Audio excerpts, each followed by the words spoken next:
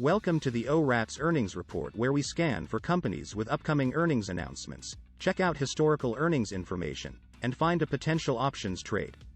Let's start by running a scan on stocks reporting earnings this week, which includes the total option volume indicator, sorted from greatest to least. Focusing on Alcoa, as we click through, we see this mid-cap company in the aluminum industry reports earnings on Wednesday, July 20th, after the close.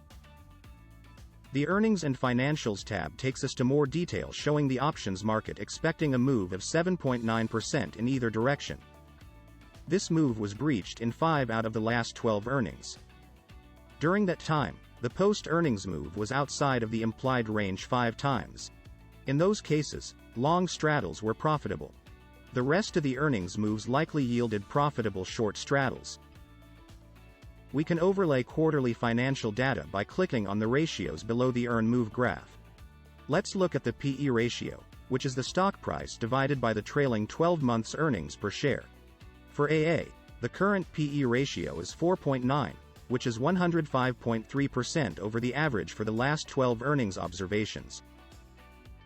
Returning to the Overview tab, we can quickly run a scan to find the best option trades. Since earnings are right around the corner, we scan for neutral strategies, then filter the scan results by S%, or smoothed edge, by setting it between negative and positive 3%. This helps narrow the results to trades that are fairly priced.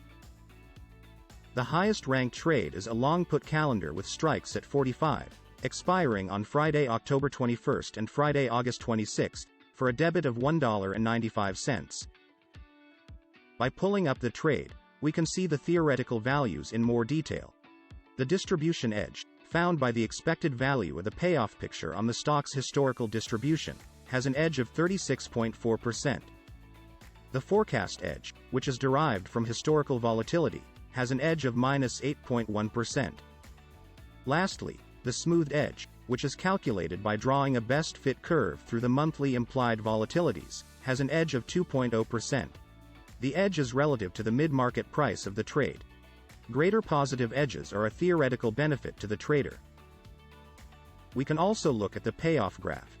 The reward to risk divides the max gain by the max loss.